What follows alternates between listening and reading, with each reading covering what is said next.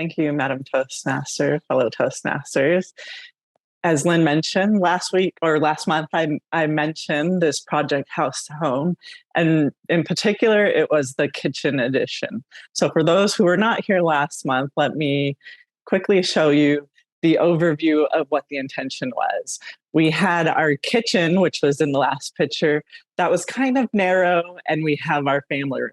And in this instance, there was two phases. It was moving that old kitchen into the new kitchen area, which was the prior family room, and sort of expanding our living space. With that project, as in any project, there are some lessons learned, which I will be talking to you about today. I will be telling you what went right, what went wrong, and what could be improved. So, what went right? First off, any great project has a great plan. We were able to stick to our timeline. We worked with the general contractor. We asked them, can they do this within, they told us 4 weeks, and we were excited. And there were a couple of things that we sort of added on. So they did have to work a couple weekends, and they did go over one day by something else that was also not in scope. But from the general scope of it, they were on time. We also had some sort of risk mitigation plan put in place. Some of the things we were concerned about, as anybody should be when you're renovating, is the budget flexibility. For us, we had an older home. We were concerned we might run into something that was not expected. It might cost more than what we would anticipate. And generally, you're supposed to budget about 25% more of what you're expecting to spend. With us, we were lucky. We did not run into anything, so that went well. And because of that, we were able to increase the scope and have them take down those nasty arches in the front. Now, we don't know why there were arches there, but they didn't serve any structural purpose, and it blocked our view of the street. Another thing that we had to consider was in our mitigation plan was what happened if we went kitchenless? Well, when they were building out our new kitchen and they said, well, if you want your floors to lay in this manner, we're actually going to have to take out your old kitchen and you will be without a kitchen for a couple of days. We decided that's the order that we want our floors to be. So we're not perpendicular in different parts of the house.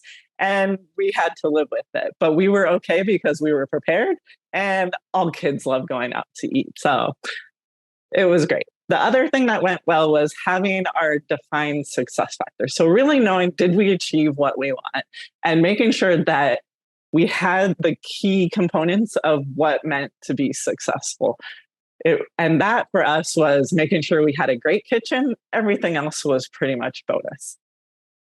So what went wrong? Anybody here know Murphy's Law? Right? Yeah. Okay. Anything that can go wrong will go wrong. I think any project manager that keeps this in mind will know that if you have plan A, it's okay if you need to adjust because there are 25 other characters in the alphabet. For us, I will go through some of the corollaries that we had to Murphy's Law.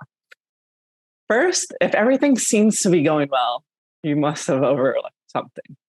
Well, when they put in the cabinets in our new kitchen and we didn't quite have the countertops in, I remember walking through there and saying, how are we supposed to be able to fit a 1-foot overhang on this island and be able to open our refrigerator?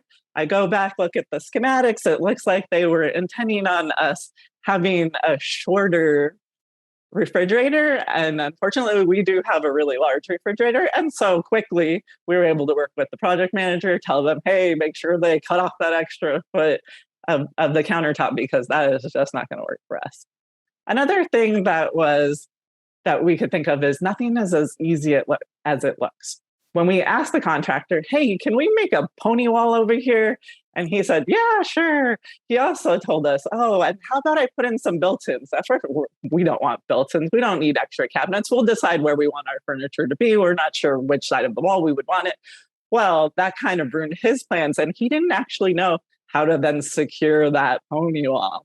So no problem. We said, put in a couple posts. You put it in the post, you're secure. Another thing was we did this in February.